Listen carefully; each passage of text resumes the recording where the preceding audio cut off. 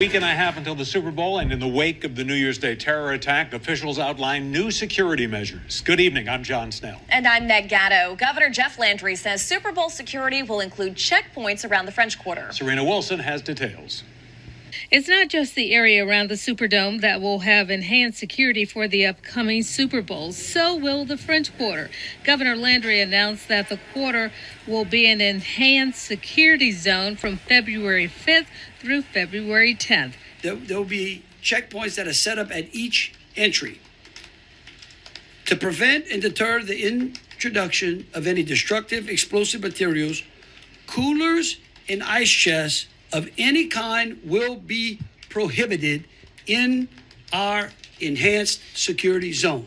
So in the French Quarter, coolers and ice chests will be prohibited. The Bourbon Street attacker was seen on video placing ice chests in the quarter before he mowed down pedestrians on Bourbon Street. The FBI says they contained IEDs.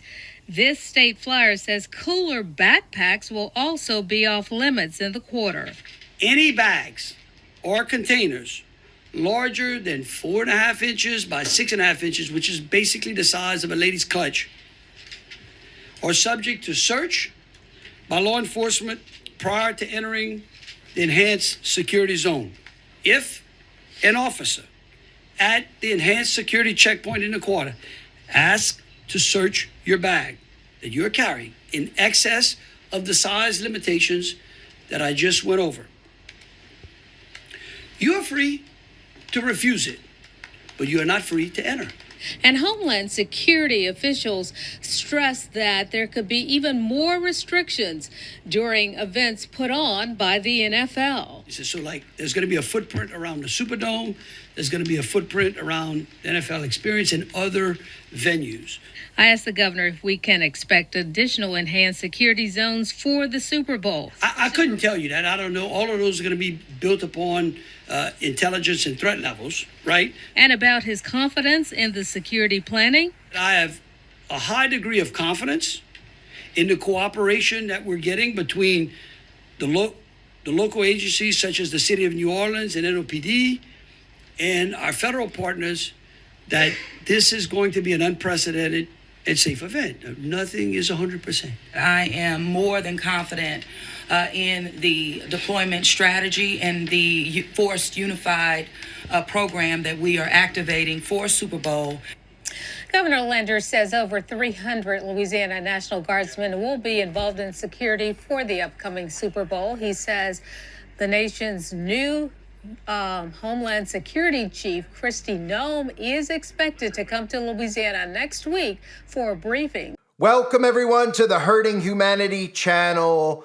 As you heard, the Super Bowl is approaching, which means, of course, we're on high terror alert. And that might sound like a form of fear porn, but I'll get into why it's important to pay attention to an event happening at the Super Bowl, because the predictive programming is so thick and so layered, and they've been putting it in movies and television shows for decades now.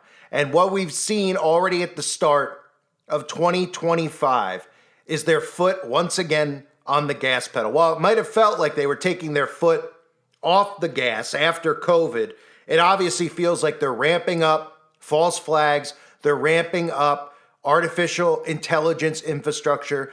They are ramping it all up, right? What have we seen so far in 2025? We've seen the first day of the year, a cyber truck explode outside of a Trump casino in Las Vegas. We saw obviously what happened in Bourbon Street, or on Bourbon Street in New Orleans, which happens to be where the Super Bowl is occurring this year. We saw the story of the guy who drove his truck and killed all of those pedestrians who happened to have a flag on the back of his truck, which was planted there by the CIA, which was, of course, an ISIS flag, which is a branch of the CIA. So, of course, they had one had one handy to plant on the back of his truck. So, as we move closer to the Super Bowl, we're going to hear the same stories we hear every year. Every year they talk about heavy security threats. You even heard them talking about in that video the footprint around New Orleans. There's going to be a footprint around the stadium, a footprint on Bourbon Street.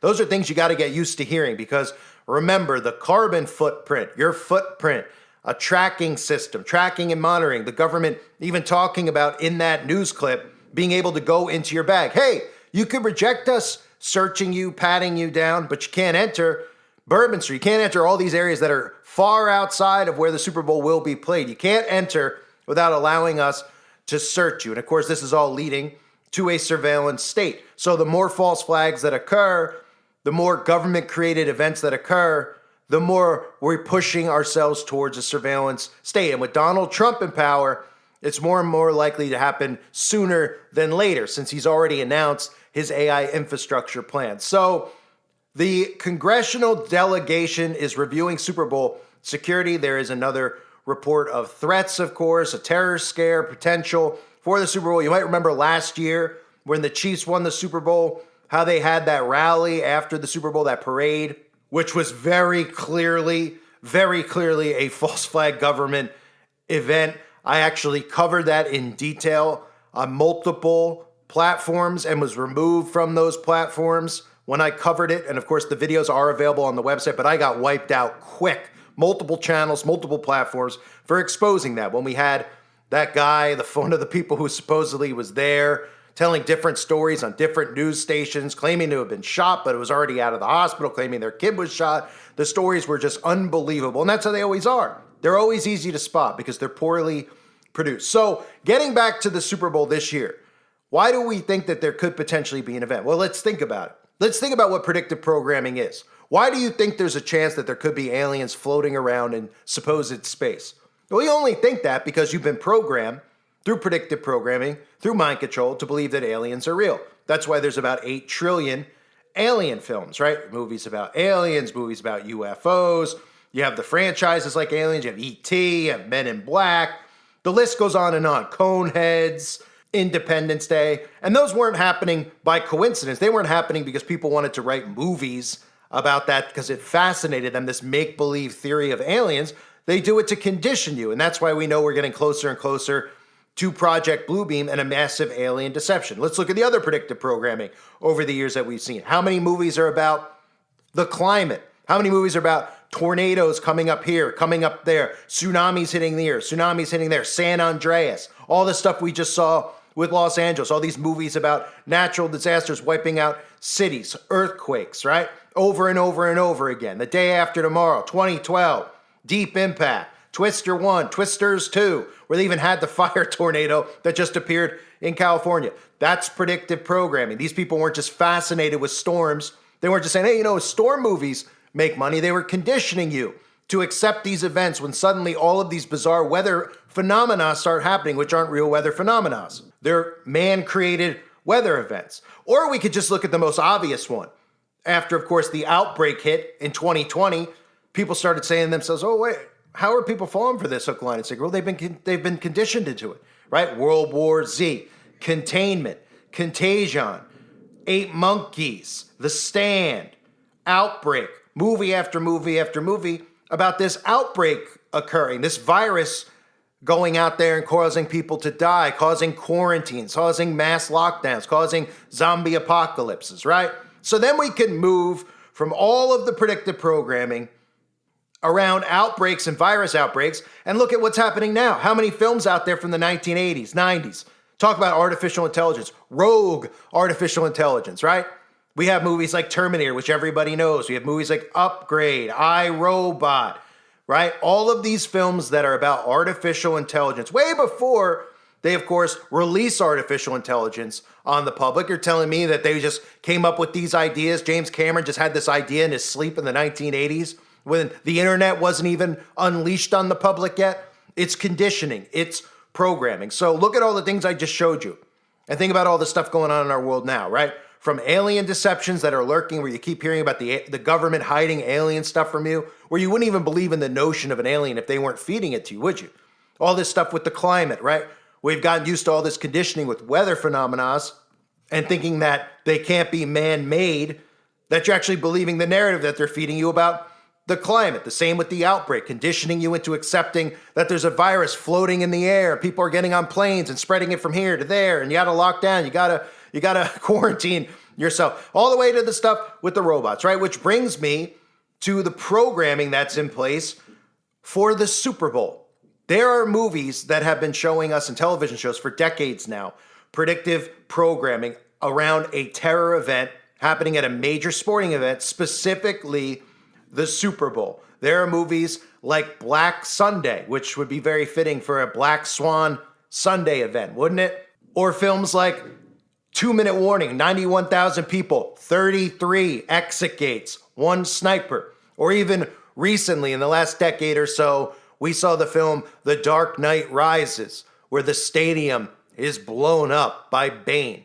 There is programming out there, and I'm going to show it to you now, that shows that they have plans for an event at a Super Bowl. Will it be this year? Only time can tell.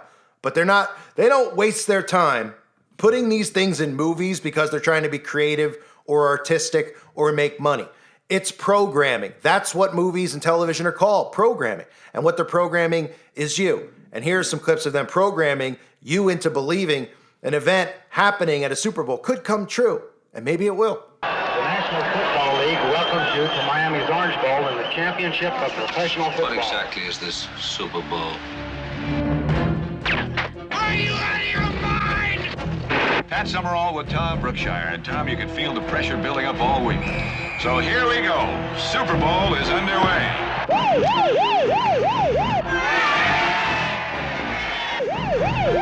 My God, here it comes.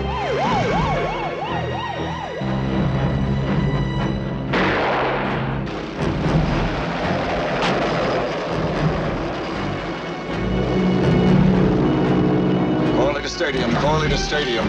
Signal red alert. Get the president out of the stadium.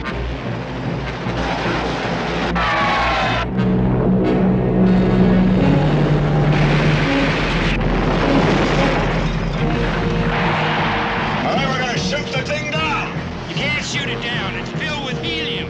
We are going to kill the pilot. If anything happens to me, you use this on the backup fuse.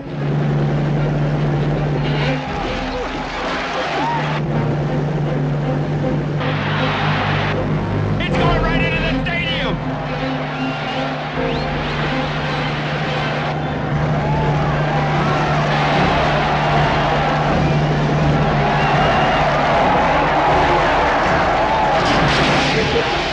There's a bomb on the way. Black Sunday. It could be tomorrow. Championship Sunday. The Los Angeles Memorial Coliseum. Inside the stadium. 91,000 cheering fans. 33 exit gates. Somewhere in the stadium, an assassin waits. Pad off it, Gary. Pad off it quick. Don't go back to that shot unless I tell you. Understand? Just stay off it. Move! Who will his target be? 91,000 lives that will never be the same. Why do you take such pleasure in telling people we're not married? There's this guy. He's gonna kill me. Still nervous? That's right. We're still gonna wait, too. Just don't get itchy. What exactly did you see? I told you. A man with a rifle. You get your men into place ready to move, but it's no go till we get all the VIPs out. The VIPs. The probable targets.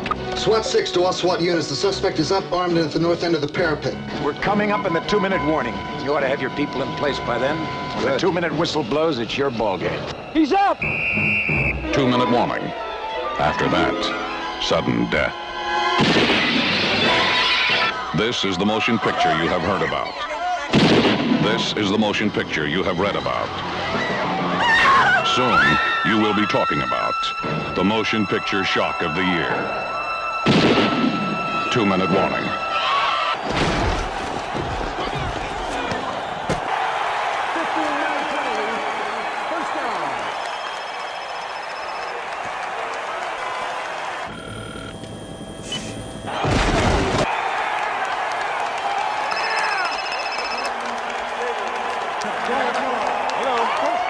Sir.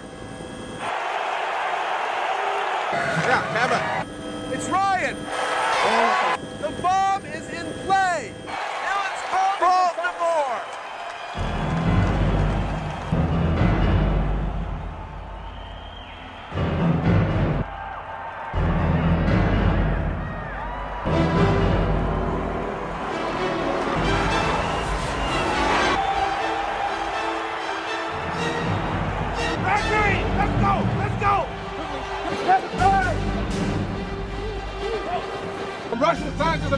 a bomb. Nuclear. It arrived in Baltimore this morning. Those people at the stadium. The trap, pull everyone out. Bain has been pouring concrete laced with explosives. Where? Let the games begin.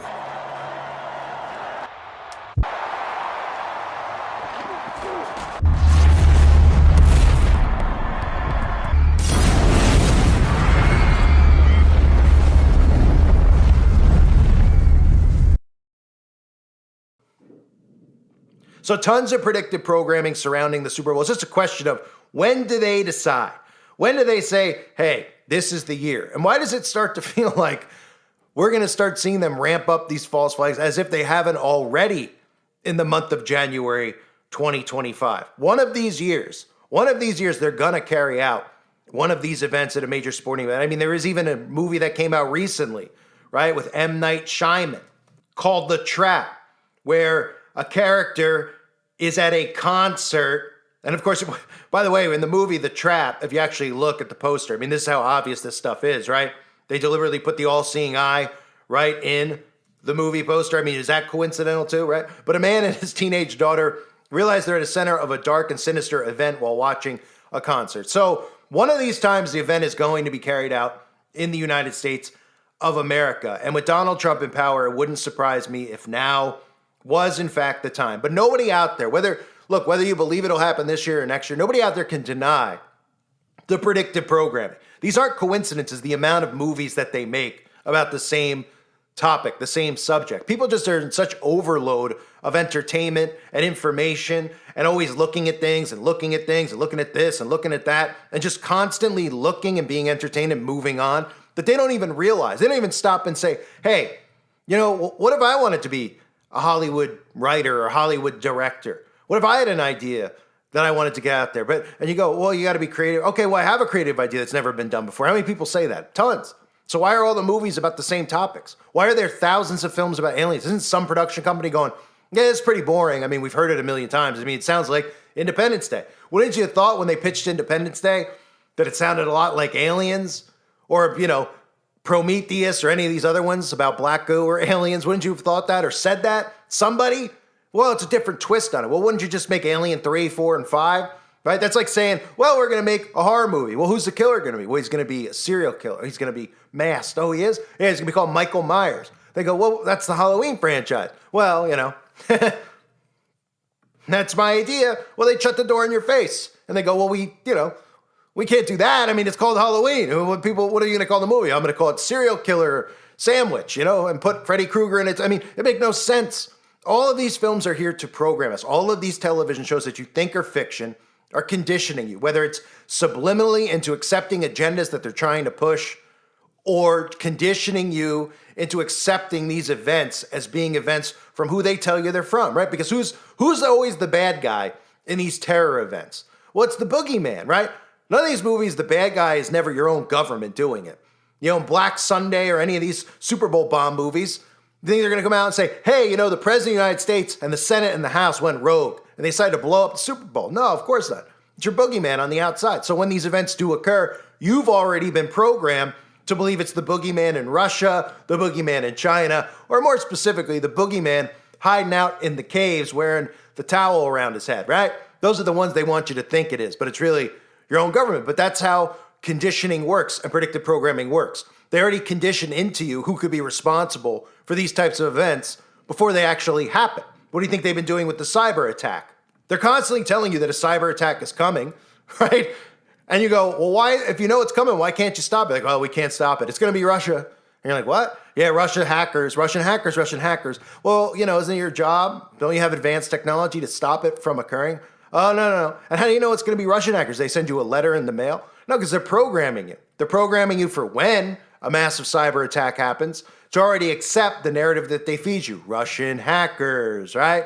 A guy wearing a hoodie, hiding in his, grandma's basement or in a factory somewhere in the middle of the Soviet Union or wherever they decide to put the guy, right? And then you're supposed to believe it. Or just like these events you see with the Super Bowl, you automatically, you hear a terror event at Super Bowl, what's automatically you're going to think? You're going to think ISIS. You're going to think in a cave. You're going to think some guy, we got to go get him. We got to do this. You're never going to think your own government because you've been programmed to think it's these boogeymen that they constantly create. So keep an eye on the Super Bowl the things that are, the things that surround it that make it more and more, make you think more and more to yourself, is it going to be this year? Is one, the fact that it's in New Orleans, where we just had that terror event, which was your own government, that terror event on New Year's Eve into New Year's Day, that occurred. And of course, the rampant stuff that we're seeing with Donald Trump makes me think that they don't even need like to ease you in, because people will defend Donald Trump immediately. We had the helicopter crash into the plane, right? Blame it on DEI. All you see is what?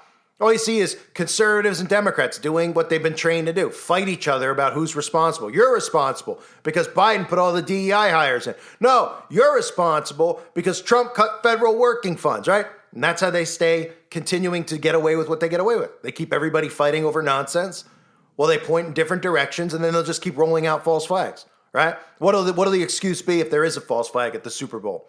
Oh, Trump cut federal workers would be one side, right? What'll the other side be? Oh my goodness, the border was open and they came across the border, and we'll get a story within 12 hours of how a truck was spotted coming through the border, or something similar, just like we heard in the PSYOP that occurred on New Year's Day down in New Orleans. So keep an eye. Every year it's important to keep an eye on these stories because the programming tells us we should keep an eye on these stories. And remember, there's always talk of a Black Swan event. Maybe it'll be a Black Swan Sunday. I thank everybody for being here. Hope you're all doing well. God bless you and your families, as always.